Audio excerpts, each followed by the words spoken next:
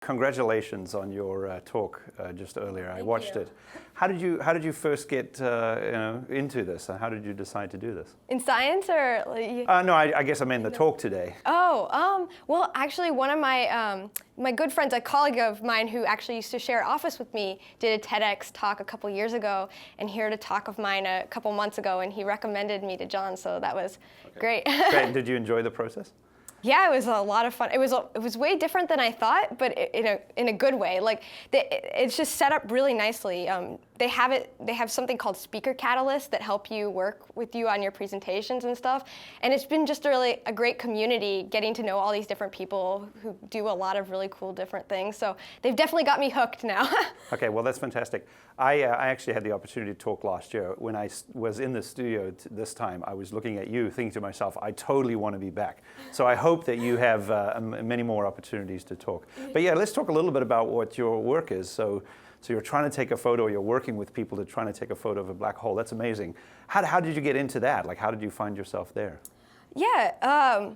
Well, I guess my advisor, he had heard about this project, this Event Horizon Telescope, and it really just kind of grabbed me. And so I was like, oh, can I tag along with you to this meeting? And I went up to Haystack Observatory, which is about an hour, it was about an hour train ride from Boston. And I got to sit in with these astronomers and astrophysicist people and get to hear about this really exciting project. And I was hooked from then. But I think that the real time when I really started to know that this is just really awesome is when I went to an Event Horizon Telescope meeting in Waterloo, Canada. And I was the only person there who was I come from a computer science lab, so I was completely out of place. And all these physicists were arguing about, is there a jet in the black hole in the center of our galaxy, and all these it was just this very surreal experience. And I was like, I want to be part of this, do whatever I can to nudge my way in. Yeah. So when did you first get interested in science? Yeah, I mean, I guess it's kind of a long road, but I think that when I really realized that research was kind of like the path for me is in ninth grade in biology class, we had to spend a couple weeks working on a science fair project.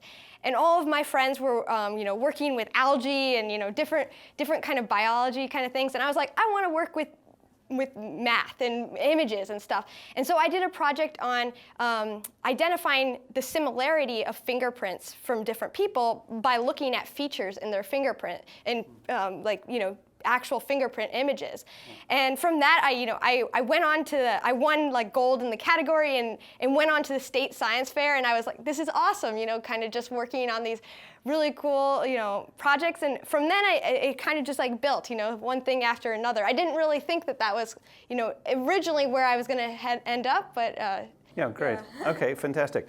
So I have a daughter. I have a 16-year-old, and she's in high school. So do you have sort of any guidance for her, or I guess for other women, young women that are looking at science? Obviously, today we have a real shortage of women in science.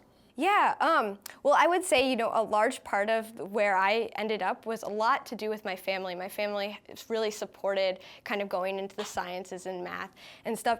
But also I think that, there is and I don't really think about it that much because it just seems so natural to me now, but there is kind of, women are kind of pushed into doing certain classes, even in high school. So right now what I was just thinking about is in 10th grade, that one of my classes kind of got canceled. And I was like, what am I going to do? Am I going to fill it? Should I fill it with a study hall? There's nothing really left that I really want to take out of the available classes for that time period. And my friend was like, well, why don't you take computer science? And I was like, computer programming. And I was like, that sounds stupid. That's, that's a whole class of just guys. I don't want to go in there. But eventually, my friend, wore me down, and I eventually signed up, and it was a lot of fun. We did programs where we made little fish that kind of went around, and it started fun. It was definitely, they made it fun, but then there was so much that came from that. I didn't realize how much you could do once you could just program in a computer.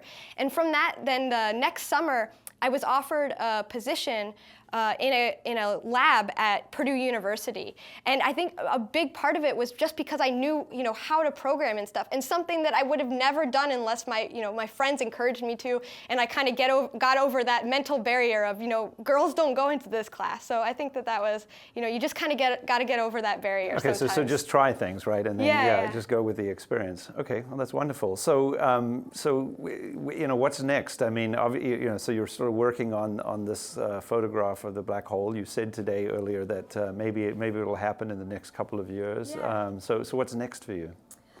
Well, I mean, next year is going to be a really big year for the Event Horizon Telescope, so I'm definitely really pumped for that.